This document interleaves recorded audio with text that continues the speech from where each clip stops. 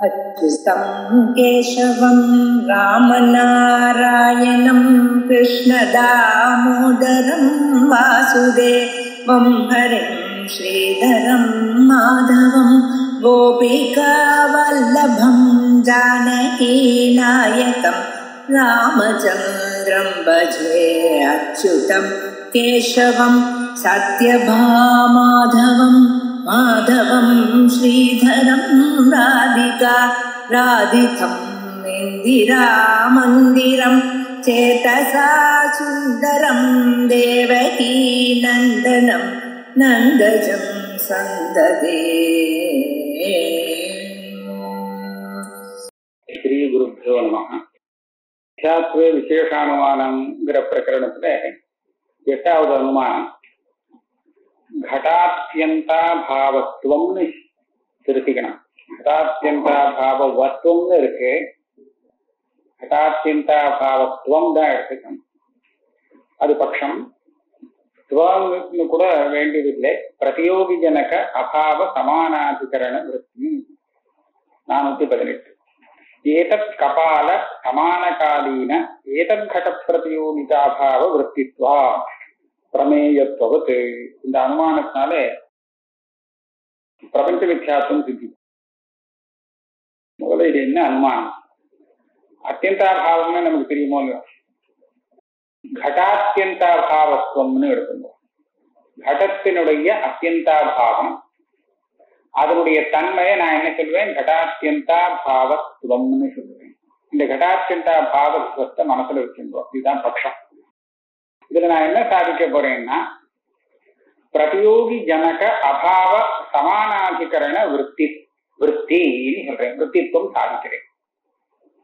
பிரதியோகிக்கு ஜனகம்னா உண்டாக்கக்கூடிய காரணம், பிரதியோகிக்கு காரணமாக பிரதியோகிய உண்டாக்கக்கூடிய அபாவம் அப்படின்னு சொன்னா பிராகபாவம்னு பேர். பிராகபாவம் பிரதியோகிய உண்டாக்கக்கூடிய அபாவம், பிரதியோகி ஜனக அபாவம். இந்த பிராகபாவம் எங்க இருக்குன்னு தெரியுமோ? இந்த காரியத்தினுடைய உபாதான காரணத்துலதான் இருக்கு. பிரதியோகி இருக்கே, அது எங்க உண்டாகுமோ அங்கதான் அதனுடைய பிராகபாவம் இருக்கும், வேற எங்கேயும் இருக்காது. இப்ப இங்க என்ன சாதாரணமா சொல்லுவானா, ஒரு காரியத்தினுடைய பிராகபாவம் அல்லது துவம்சம் எங்க இருக்குமோ அங்க அதனுடைய அத்தியந்தாபாவம் கிடையாது. இது பிராச்சீன நையாயிகாவுடைய ஒரு பதம். அத்தியந்தாபாவம், அத்தியந்தாபாவத்துக்கு 3 பிரதியோகி. பிரதியோகி இருந்தா அபாவம் வராது இல்லையா? 3 பிரதியோகினா வெறும் கடம் மாத்திரம் घटात्यंताभावத்துக்கு பிரதியோகி இல்லை.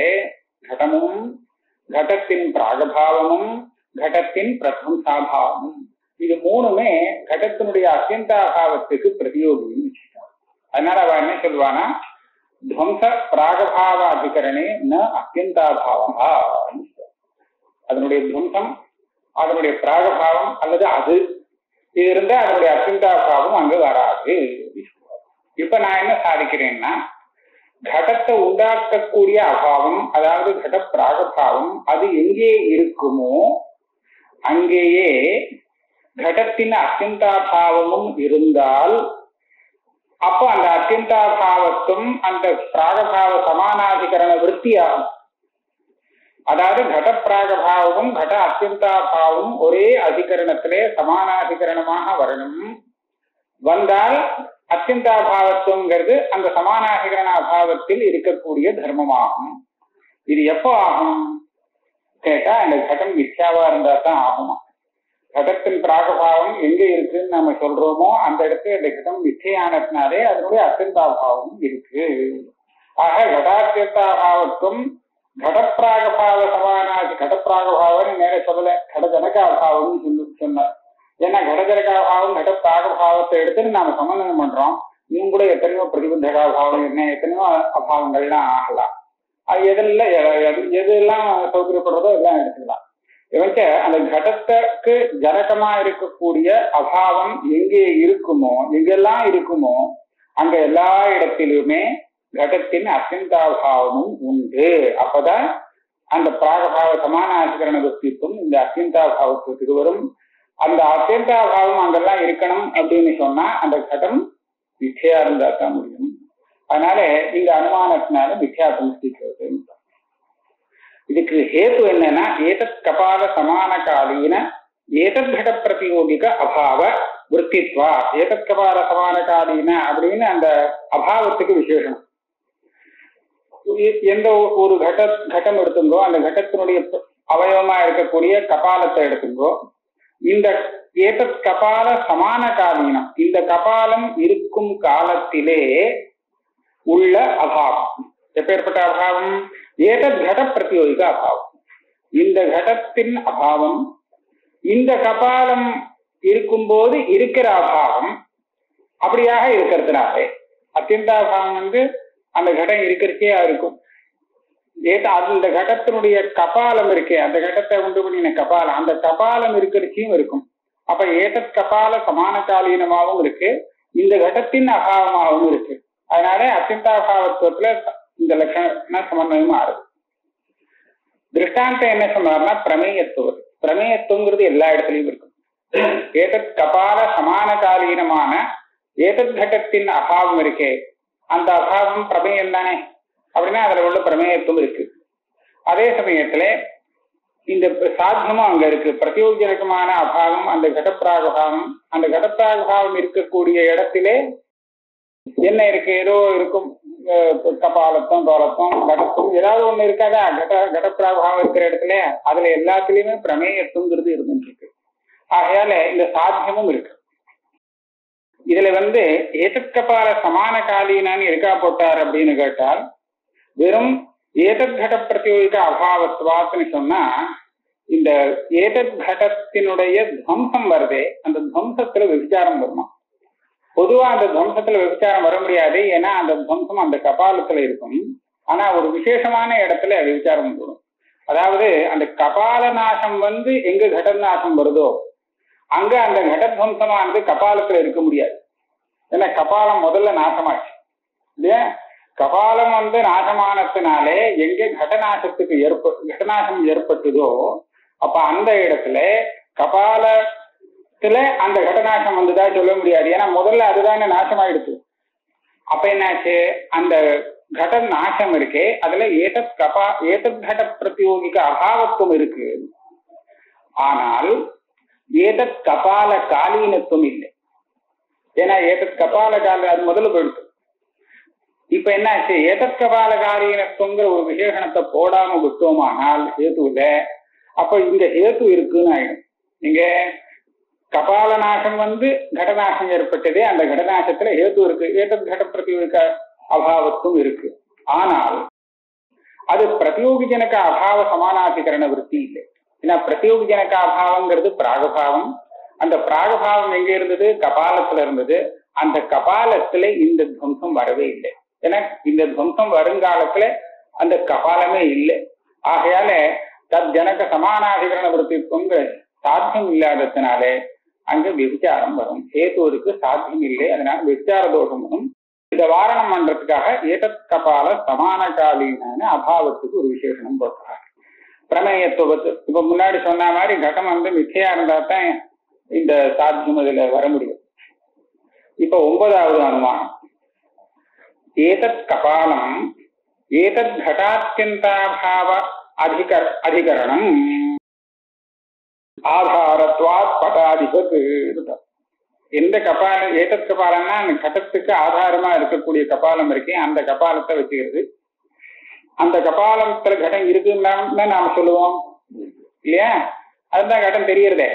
இதில் நான் என்ன சாதிக்கிறேன்னா, இந்த கபாலமானது ஏதத் கட அத்தியந்தாபாவ அதிகரணம், இந்த கடத்தின் அத்தியந்தாபாவத்துக்கு அதிகரணமாக இருக்கிறது இந்த கபாலம்.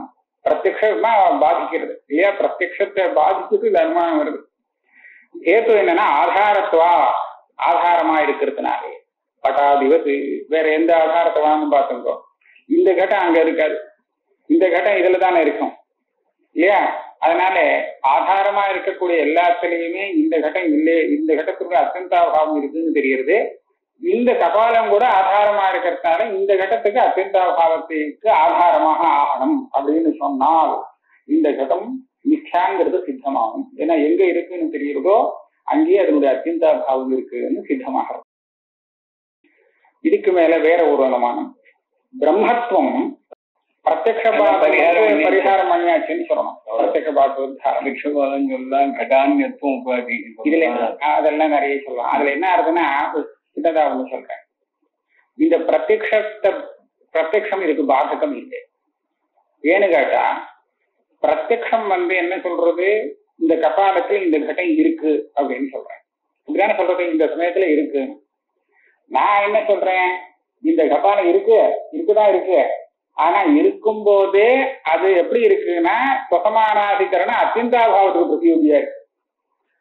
எப்படி இந்த சுக்தி ரூபத்துல பார்த்துட்டு இருக்கும் போது, பிரத்யட்சமா பார்த்துட்டு இருக்கும் போது பிராதிபாசிகமான ரஜதம் அங்க இருக்குதான் இருக்கு. ஆனால் அது இருக்கும் போதே காலத்திரயத்திலையும் அதனுடைய அத்தியந்தாபாவம் அங்க இருந்துட்டே இருக்கு. அதுதான் மிச்சையுடைய விசேஷம். அது இருக்கும் போதே அது இல்லை, இது மிச்சை இல்லையா.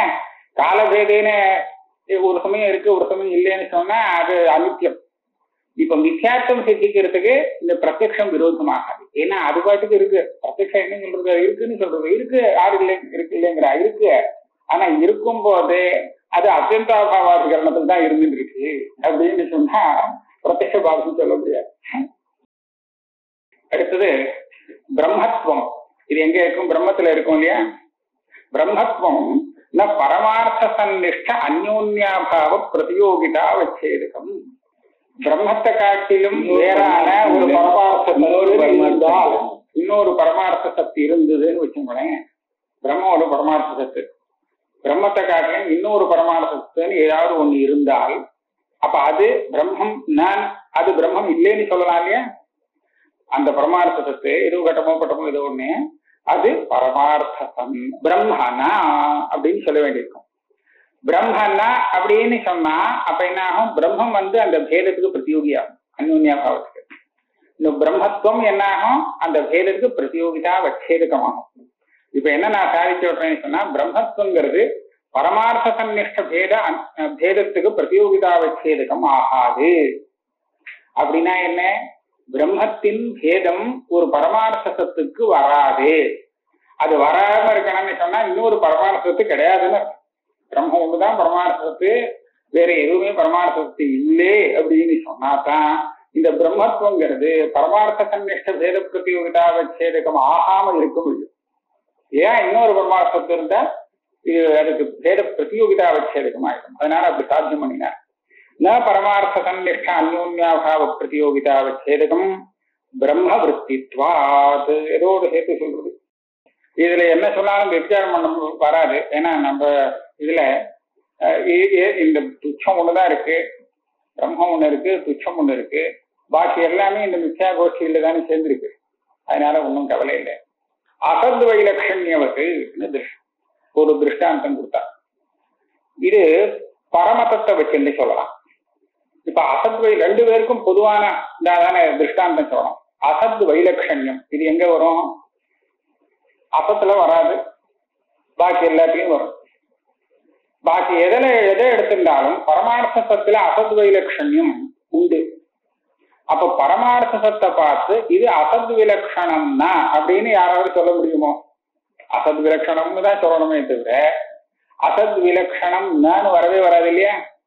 அதனால அந்த அசத் வைலட்சண்யம்ங்கிறது பரமார்த்த சன்னிஷ்ட பேத பிரதியோகிதா வச்சேதகம் ஆகாது. அதனால அதுல சாத்தியம் இருக்கு, பிரம்ம விற்த்தித்துவம் இருக்கு. அசத் வைலட்சண்யங்கிறது பிரம்மத்துல இருந்தே இருக்கு. ஆக பிரம்மத்துல இருக்கக்கூடிய அந்த அசத் வைலட்சண்யம் எப்படி பரமார்த்த சன்னிஷ்ட பேத பிரதியோகிதா வச்சேதகம் ஆகாதோ அதே மாதிரி பிரம்மத்தில் இருக்கும் பிரம்மத்துவம் கூட பரமார்த்த சன்னிஷ்ட பேத பிரதியோகிதா வச்சேதகம் ஆகாது அப்படின்னு சொல்லிட்டா பிரம்மம் ஒண்ணுதான் பரமார்த்தம். அதுக்கப்புறம் 11வது அனுமானம், பரமார்த்த சத் பிரதியோகிகோ பேதா ந பரமார்த்த சன்னிஷ்டா. பரமார்த்த சத் பிரதியோகிகத்வா பரமார்த்த தத்வாவச்சின்ன பிரதியோகிதாக அபாவது. அதாவது பரமார்த்த சத்தை பிரதியோகியாக கொண்ட ஒரு பேதம் ஒரு பரமார்த்த சத்தில் இருக்காது. ரெண்டு பரமார்த்த சத்து இருந்தா இந்த பரமார்த்த சத்தினுடைய பேதம் அந்த பரமார்த்த சத்துல வரும். அப்போ ஒரு பரமார்த்த சத் பிரதியோகிக பேதம் இன்னொரு பரமார்த்த சத்துல இருக்குன்னு சொல்லலாம். இப்ப நான் என்ன சொல்றேன், பரமார்த்த சத் பிரதியோகிக பேதமானது பரமார்த்த சத்தில் இருக்காது அப்படின்னா என்ன சித்திக்கும், மொத்தமே ஒரே ஒரு பரமார்த்தத்துக்கு தான் இல்லையா? இன்னொரு பரமார்த்தத்தை இல்லை. இன்னொரு பரமார்த்தத்துன்னு வந்ததுன்னா அப்பதானே அந்த பரமார்த்தத்து பேதம் இன்னொரு பரமார்த்தத்துல இருக்க முடியும். அது பாதிக்கம் இல்லையா பரமார்த்தத்திலே? அதனால அப்படி அதை அர்த்தாண்டம் அப்படி சொல்ல முடியாது. அதனால பரமார்த்த சத் பிரதியோகிக்கோ பேதா, மற்ற இடத்துல பேதம் இருக்கு, ஆனா அது பரமார்த்த சத்துல இல்லைங்க. அப்ப மற்றது எதுல பரமார்த்த சத் பிரதியோகிக்க பேதம் உண்டோ அது பரமார்த்தம் இல்லேன்னு சித்தமா. பரமார்த்த சத்து இல்லைன்னு சொன்னா இப்போ அதான் மித்யான. பரமார்த்த ந பரமார்த்த சந்நிஷ்டா ஏன் பரமார்த்த சத் பிரதியோகிகத்வா, அது பரமார்த்த சத்தை பிரதியோகியாக கொண்டதா இருக்கும் இல்லையோ, அதனால அது பரமார்த்த சத்துல எப்படி வர முடியும் அந்த பேதம்?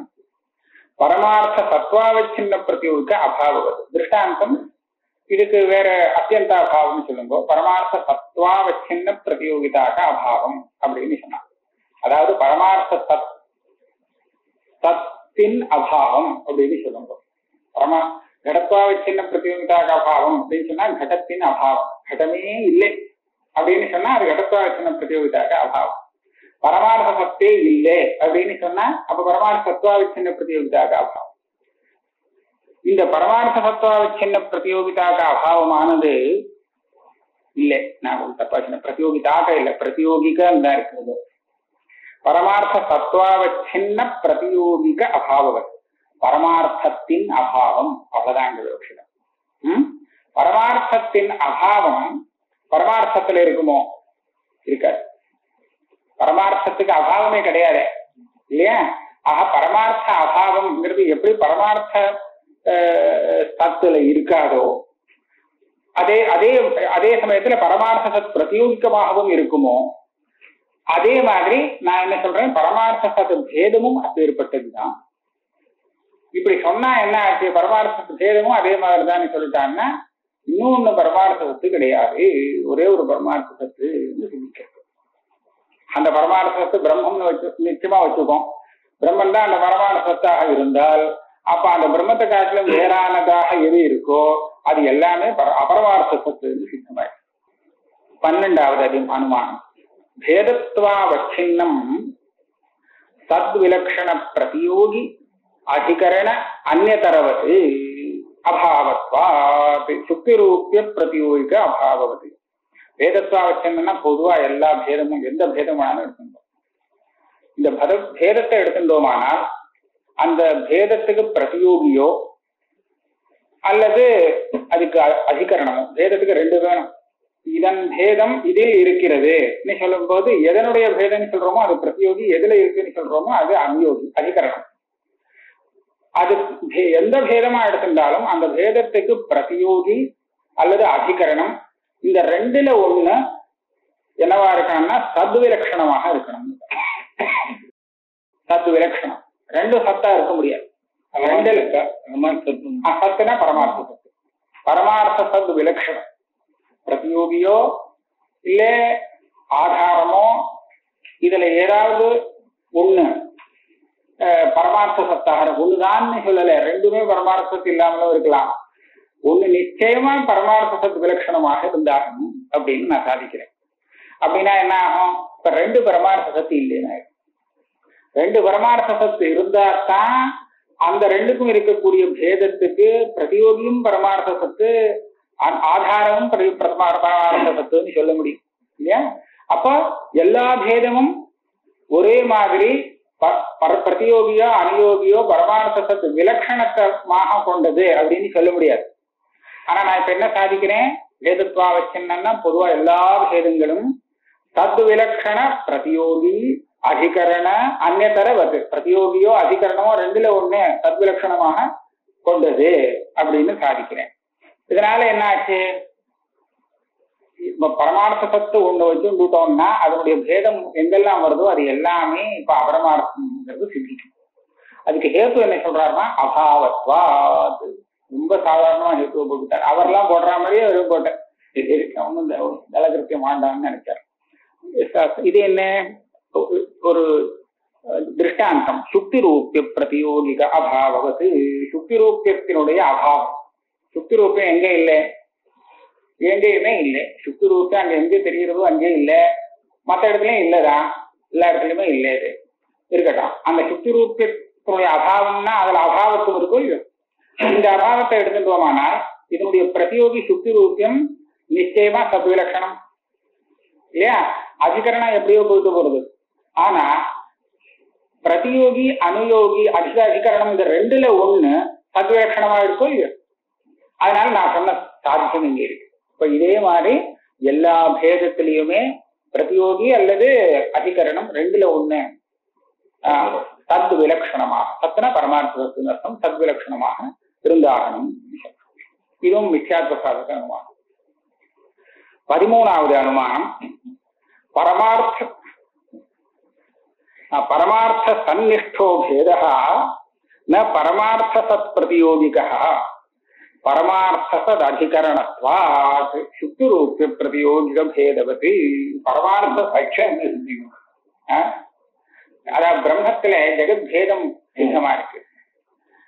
பிரம்மத்தில ஜெகத் பேதம் ஜீவபேதம் அவஹாரிக்கும்னு அதால சொல்ல வேண்டாம், பேதம் சித்தமா இருக்கு. அதனால அந்த பரமார்த்த சத்தில் எந்த ஒரு பேதம் இருக்கிறதோ அந்த பேதமானது பரமார்த்த சத்தை பிரதியோகியாக கொண்டது ஆகாது. பரமார்த்த சத்துல ஒரு பரமார்த்த சத்தின் பேதம் இருக்காது.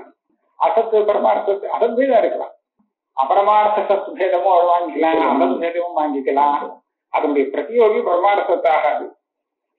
அதனால பரமார்த்த சன் நிஷ்டோ பேதா ந பரமார்த்த சத் பிரதியோகிகா, அது பரமார்த்த சத்தை பிரதியோகியாக கொண்டது ஆகாது. அபரமார்த்தமா தான் பிரதியோகியாக கொண்டதா இருக்கலாம், அசத்து இருக்கட்டும், அசத் பிரதியோகியா இருக்கலாம், தப்பு இல்லை. ஏன் பரமார்த்த சத் அதிகரணத்துவா, பரமார்த்த சத்தில் இருப்பதாலே, பரமார்த்த சத்துல இருக்கிறது அந்த பேதம், அதனால அது பரமார்த்த சத்தை பிரதியோகியாக வச்சுக்காது, எடுத்துக்காது. சுக்தி ரூபிய பிரதியோகிக்க பேதவத்து. சுக்தி ரூபிய பேதம்னு எடுத்துட்டோம்னு வச்சுக்கோங்களேன், இது சுக்தி ரூபியத்துல வராதோ இல்லையோ. சுக்தி ரூபிய பேதம், சுக்தி ரூபிய பேதம் சுக்தி ரூபியத்தை தவிர பாக்கி எல்லா இடத்துலயும் வரும், பரமார்த்தத்துல வரும். அவ சொல்ற பரமார்த்தத்துல அவ ரீதியா பரமார்த்த சத்துன்னு சொன்னா சுக்திங்கிறது பரமார்த்த சத்துவம் இல்லையோ அவளுக்கு. அந்த பரமார்த்தத்துல சுக்தி ரூபியத்தின் பேதம் வரும். ஆனால் அதுல பரமார்த்த பிரதியோகித்துவம் வராது. ஏன்னா அவன் சுக்தி ரூபியத்தை அசத்துன்னு சொல்லிட்டு இருக்கான், அதுக்கு சத்தையே கிடையாது. ஆகையாலே அவனுக்கும் இது ஒரு சித்தமான திருஷ்டாந்தம் தான். சுக்தி ரூபிய பேதவதி. 14வது அனுமானம் மித்யாத்வம் பிரம்ம துச்ச உபயாதிரிக்தத்வ வியாபகம் சகல மித்யாவர்த்தித்வாத். மித்யாத்வ சமானாதிகரண அத்தியந்தாபாவ அப்பிரதியோகித்வாத்வா திருஷ்யத்வவத். ரெண்டு ஹேது தான். இந்த மித்யாத்வம் இருக்கே, இது பிரம்மம் துச்சம் இது ரெண்டையும் விட்டால் எல்லா இடத்துலையும் இருக்கக்கூடியது. இது ரெண்டையும் விட்டுட்டு பாக்கி எல்லாத்திலையும் இருக்கக்கூடியது. அதாவது பிரம்ம துச்ச உபய அதிரிக்தத்துவத்துக்கு வியாபகம். எத்திர எத்திர தூமஹா தத்திர வன்னிய மாதிரி எத்திர பிரம்ம துச்ச உபய வத்திரிக்தத்துவம் தத்திர வித்யாத்வம்ங்கிறத இந்த அனுமானத்தால சாதிக்கிறேன். இது ரெண்டு காட்டிலும் இது பின்னம்னு சொன்னா தீர்மானமா மித்யதான் அப்படின்னு. இதுக்கு என்ன ஹேது? சகல மித்யாவர்த்தித்வா. மித்யாத்வங்கிறது மித்யால இருக்குமோ இல்லையோ, எல்லா மித்யாலையும் இருக்குமோ இல்லையோ, இருந்தாதான் எனக்கு மித்யான்னு சொல்றது. மித்யாத்வம் இல்லாட்டா அதை மித்யான்னு சொல்ல முடியாது. அதனால சகல மித்யாவர்த்தித்வம் மித்யாத்வத்துக்கு சொல்லிதான். இந்த ஹேத்துவை வச்சுட்டு என்ன சொல்றாங்கன்னா பிரம்மம் துச்சத்தை காட்டிலும் எல்லாத்துலயுமே இந்த மித்யாத்வம் இருக்கு. இது ஒரு ஹேத்து கொடுத்தார். இன்னொன்னு மித்யாத்வ சமானாதிகரண அத்தியந்தாபாவ அப்பிரதியோகித்வா. ஒரு சமயம் அந்த சகல மித்யாவர்த்தித்வாத்துன்னு சொன்னா இது அப்பிரயோஜகம்னு சந்தேகம் வரலாம். அதுக்காக இதை சொல்லிட்டார். மித்யாத்வ சமானாதிகரண அத்தியந்தாபாவ அப்பிரதியோகித்வம். இப்போ வியாபகத்துவங்கிறத எப்படி அர்த்தம் சொல்ல தெரியுமோ? மித்யாத்வ வியாபகத்துவம்னா மித்யாத்வ சமானாதிகரண அத்தியந்தாபாவ அப்பிரதியோகித்வம் தான். இதுதான் வியாபகத்துவம். வியாபகத்துவம் சொல்றதே இதான் அர்த்தம். இது இருக்கிற இடத்தில் அது இல்லாமல் போகாது அப்படின்னு சொன்னா இதுக்கு அது வியாபகம். அப்ப மித்யாத்வ சமானாதிகரண அத்தியந்தாபாவ அப்பிரதியோகி தான் மித்யாத்வம். இதுல ஒன்னும் மாற்றமே இல்லை. அதனால இது பிரம்ம துச்ச உபய அதிரிக்தத்துவத்துக்கு வியாபகமாக இருக்கணும். திருஷ்டாந்தம் திருஷ்யத்துவம். திருஷ்யத்துவங்கிறது பிரம்மம் துச்சம் விட்டால் எல்லாத்துக்கும் வரும் திருஷ்யத்துவம். அதே சமயத்துல சகல மித்யாலையும் திருஷ்யத்துவம் இருக்கு. திருஷ்யத்துவம் இல்லாத ஒரு மித்யா இல்லை. அதனால இந்த ஹேது சாத்தியம் ரெண்டும் இருக்கிறதுனால இதை திருஷ்டாந்தமா கொடுத்தார். இதனாலும் ஜெகன் மித்யாத்துவம் சித்திக்கிறது. 15வது அனுமானம் திருஷ்யத்துவம். திருஷ்யத்துவம் நமக்கு ஹேத்து ஒண்ணு சொல்றோமோ அந்த அனுமானத்துல அது இந்த பட்சம். திருஷ்யத்துவமானது பரமார்த்த சதாவிருத்தி, பரமார்த்த சத்திலே கிடையாது. திருஷ்யத்துவம் பரமார்த்த சத்தில இருக்காது அப்படின்னா திருஷ்யத்துவம் எதுல இருக்கோ அது பரமார்த்தத்து இல்லைன்னு அர்த்தம். திருஷ்யத்துவம் பரமார்த்த சதாவிருத்தி அபிதேய மாத்திர விற்பித்வா சுத்தி ரூபியத்துவது எதவான சொல்லாம வச்சுட்டாரு. எல்லா அபிதேயத்துல இருக்கிறதுனாலே சுத்தி ரூபியத்துவது அபிதேயம் இல்ல, பிரம்ம அபிதேயம் இல்ல.